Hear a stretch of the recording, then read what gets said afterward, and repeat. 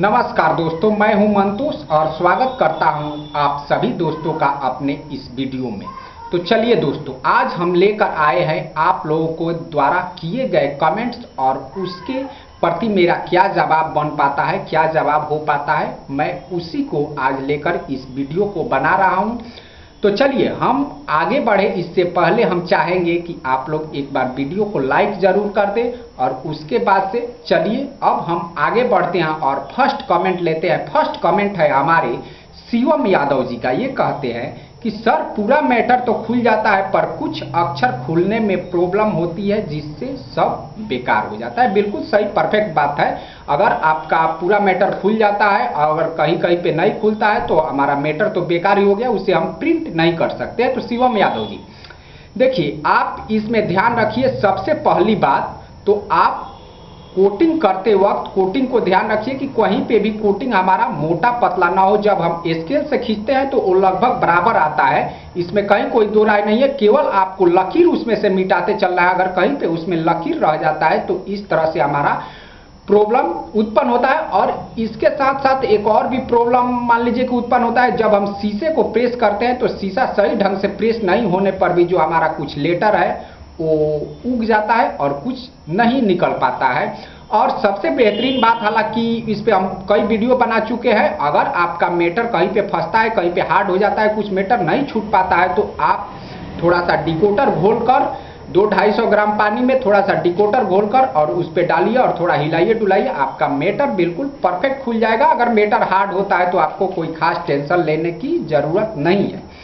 अब चलिए अब हम अगले कमेंट्स को लेते हैं। जितेंद्र मालवीय है, ये कहते हैं कि प्रिंटिंग प्रेस शुरू करने में ज़्यादा से ज़्यादा कितना खर्च आ सकता है, इसको कैसे मैनेज कर सकते हैं। एक प्रिंटिंग प्रेस वाले से पूछा तो वो बोला कि बहुत खर्च आता है और फ्रेम बनाना पड़ता है, बनी बनाई फ्रेम नहीं मिलता है। तो देखिए, खर्च का तो इसमें हम कई वीडियो बता चुके हैं कि इसमें कितना खर्च आता है। आप अब देखिए, इसमें क्या है कि आप प्रॉपर काम शुरू करने के लिए तो आपको 2.5 से 3, 4, 5 हज़ार में आप इसे शुरू कर सकते हैं। पर आप लैपटॉप प्रिंटर वगैरह लेते हैं तो आपका बजट इसमें बढ़ जाता है। और जहाँ तक रही मान लीजिए कि आपको दूसरा आपका सवाल है कि इसमें फ्रेम बनाने का, तो आप फ्रेम खुद से भी बना सकते हैं, इसमें कोई बड़ी बात नहीं है। फ्रेम वैसे मार्केट में बनी बनाई मिलती है। अब वो अगर आप किसी प्रिंटिंग प्रेस वाले से आसपास में पूछेंगे तो वो थोड़ा बहकते हुए आपको जवाब देगा, लेकिन प्रिंटिंग का जो भी काम है आप प्रिंटिंग प्रेस वाले से पूछेंगे तो उसमें थोड़ी ज्वलनशीलता होते हुए वो कुछ आपको उल्टा सीधा जवाब दे सकता है। लेकिन फ्रेम बनी बनाई भी आती है। और वैसे भी फ्रेम बनाने में भी आपको कपड़ा चिपकाने में हम इस पे कई वीडियो अपलोड कर चुके हैं, उसमें किसी तरह की कोई आपको दिक्कत नहीं होगी। और सारी दिक्कत तब आती है जब तक आप काम शुरू नहीं करते हैं। जब आप काम शुरू करते हैं, जैसे जैसे समस्याएं आती है वैसे वैसे अपने साथ वो हल भी, यानी समस्या का जो उत्तर होता है, समस्या का जो भी मान लीजिए कि परिणाम होता है, वो भी अपने साथ उस समस्याएं लेती आती है। तो इसलिए आप लोग काम शुरू कीजिए, समस्याओं के चक्कर में नहीं पड़ेंगे। शुरू नहीं करेंगे तो आपकी समस्याओं का हल नहीं हो पाएगा। चलिए अब अगले हमारे कमेंट्स हैं मनोज मौर्य। ये कहते हैं कि रसीद को फाड़े कैसे, जो सुई का छेद होता है वो कैसे होगा। तो देखिए, इनका वाजिब सवाल है। जो रसीद हम लोग बनाते हैं उसमें छेदा छेदा करके वो परफेक्टिंग आता है। तो देखिए मनोज जी, इसमें दो तरीके से आप कर सकते हैं। एक तो इसके लिए परफेक्टिंग मशीन आता है जो कि मान लीजिए कि 10 से लेकर 20 हज़ार के बीच में आपको परफेक्टिंग मशीन आ जाता है। अगर आपके पास परफेक्टिंग मशीन नहीं है तो आपके घर या कोई दर्जी हो, सिलाई मशीन रखता हो, आप 10-15 पेपर रखकर उस पर भी चला देंगे तो बिल्कुल परफेक्टिंग की तरह हो जाता है। इसमें कोई प्रॉब्लम नहीं है। आप परफेक्टिंग लेने के बजाय सिलाई मशीन अगर आपके घर पे हो, या हम तो जो हमारे पास में दर्जी हम उसी को दे देते हैं, वो उस पर चलाकर दे देता है। इसमें कहीं कोई प्रॉब्लम नहीं होती है। चलिए अगले अब हमारे कमेंट्स है चैन सुख स्वर्णकार। ये कहते हैं कि नमस्कार भैया जी, जय श्री कृष्ण। जय श्री कृष्ण आपको भी। अभी कुछ देर पहले मैंने मैटर खोलने की कोशिश की, फ्रेम धोते वक्त थोड़ा सा मैटर धुल गया। कृपया ये बताएं कि मुझे टाइमिंग बढ़ाना पड़ेगा या और कोई दिक्कत आ रही है। इनका और एक जो हमने और भी कमेंट्स का जवाब दिया, लमसम ये मैच ही कर जा रहा है। तो देखिए चैन सुख जी ये बड़े ही अदब के साथ हमारे पास कमेंट्स करते हैं और ये एक बहुत ही बेहतरीन बात है। और हिंदी में ही कमेंट करते हैं और तो इनके कमेंट देखकर थोड़ा दिल खुश हो जाता है। देखिए, जहां तक फ्रेम धोते वक्त अगर आपका मीटर कहीं भी धुल जाता है तो इससे आपको समझनी चाहिए कि नहीं, टाइमिंग को हमें थोड़ा और बढ़ाना चाहिए।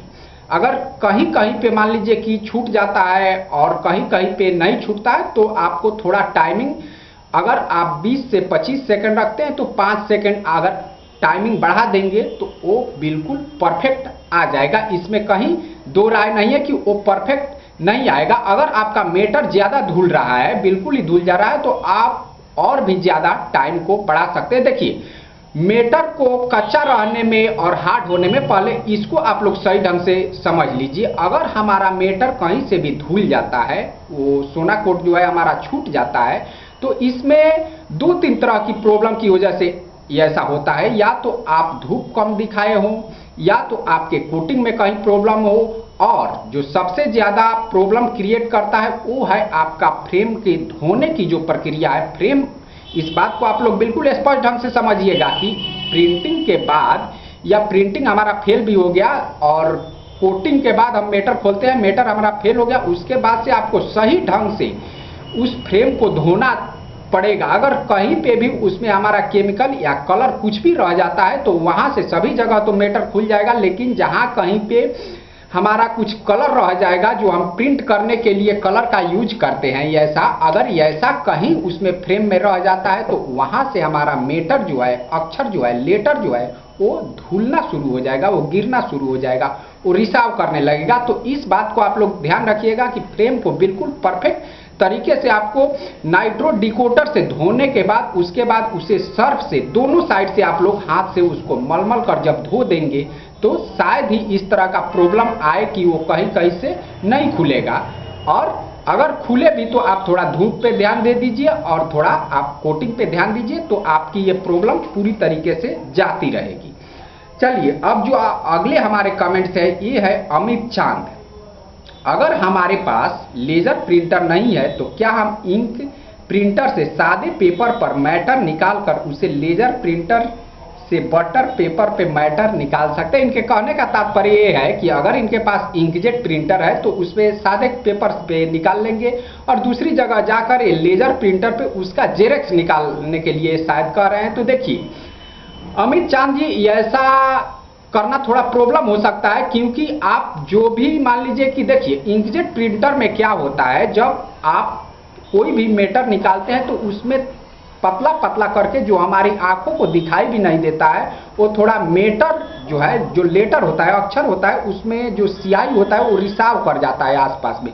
अब उसी को लेकर आप जब लेजर प्रिंटर पे जाएंगे तो वो भी लगभग उसी तरह का, जेरेक्स में अक्सर क्या होता है कि उसमें डॉट डॉट डॉट ऐसा करके आना लगता है, और जो जेरेक्स होता है वो अलग प्रक्रिया होता है, और जो हम कंप्यूटर से डायरेक्ट प्रिंट निकालते हैं तो बिल्कुल साफ सुथरा आता है। तो इस बात को आप लोग ध्यान रखिएगा कि जेरेक्स इसमें खास कर से सक्सेस नहीं होगा। मेरे आइडिया के हिसाब से आप इस तरह से करते हैं कि अगर आप अपने कंप्यूटर में मैटर बना लीजिए तो आप एक पेन ड्राइव मेमोरी कार्ड में उसे डाल लीजिए और उसे लेजर प्रिंटर पे जाकर डायरेक्ट अगर आप निकलवा लेते हैं तो बिल्कुल परफेक्ट हो जाएगा, इसमें कहीं कोई प्रॉब्लम नहीं आएगा। अब अगले हमारे कमेंट्स है शंकर कुमार। नया फ्रेम है, उस पे मैटर नहीं खुल रहा है, तो ये कोई बड़ी प्रॉब्लम नहीं है। नया मैटर है तो थोड़ा दिक्कत आ सकता है, लेकिन धीरे धीरे आप उसे थोड़ा 2-3 बार अगर धो देते हैं, धुलाई कर देते हैं, तो मैटर आपका सही से खुल जाएगा। सही टाइमिंग और सही सेंसलाइजर का मात्रा आप यूज कीजिए, मैटर आपका बिल्कुल परफेक्ट खुल जाएगा, इसमें कहीं कोई प्रॉब्लम नहीं आएगी। अब चलिए, अब जो लास्ट हमारे कमेंट्स हैं, अब इनकी भी जरा व्यथा हम सुन लेते हैं कि ये क्या कहते हैं। ये हैं इंडियन कलाकार, ये कहते हैं कि सर आप अपना नंबर मत दीजिए, मैं गारंटी देके कहता हूं कि मैं एक ही बार में मैटर टू प्रिंटिंग तक का पूरा प्रोसेस करके रहूंगा। देखिए, ये बहुत ही बेहतरीन एक कमेंट्स किए हैं और इनके कमेंट्स में थोड़ा गुस्सा भी झलक रहा है। देखिए, हम पहले क्या हुआ था कि पहले कुछ लोगों को हम मोबाइल नंबर अपना दिए, इधर हम बंद कर दिए हैं मोबाइल नंबर देना, लेकिन मोबाइल नंबर देना हमारे लिए मुसीबत खड़ा कर देता है। अब जो भी होते हैं वो थोड़े थोड़े कामों के लिए हमारे पास कमेंट्स करना शुरू कर देते हैं, जो कि हमारे लिए ये मुसीबत का सबब बन जाता है। तो इस बात का आप लोग ध्यान रखिएगा। देखिए, हम भी तो इंसान है, हमारे पास काम है।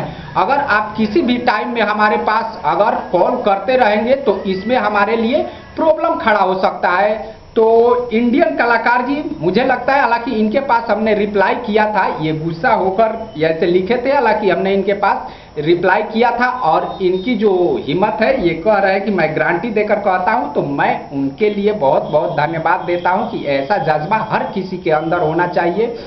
ऐसा जो हमारा लक्ष्य है उसे प्राप्त करने की जज्बा होनी चाहिए। तो चलिए, हम आपके कमेंट का बहुत बहुत स्वागत करते हैं। और जहां तक मोबाइल नंबर की बात रही, तो जो हमारा प्रॉब्लम है वो आप लोग समझ रहे हैं। कोई कुछ के लिए फ़ोन कर देता है, कोई कुछ के लिए, तो ये सारे फ़ोन को अटेंड करना। देखिए, अगर मुझे जिसके पास भी लगता है कि नहीं इस बंदे के पास मुझे फ़ोन करना चाहिए, अगर उनका नंबर वो कमेंट में दिए रहते हैं तो मैं ज़रूर उनके पास, अगर वैसे सुन रहे होंगे आप लोग जिनके पास मैं फ़ोन किया हूं, तो उन लोगों को भरोसा होगा कि मैं, अगर उनका प्रॉब्लम उस तरह का होता है तो मैं ज़रूर उनके पास कमेंट करता हूं और उनको सजेस्ट करता हूं, उनके पास फ़ोन करता हूं और उनको सजेस्ट करता हूं। इसमें कहीं कोई दो राय नहीं है।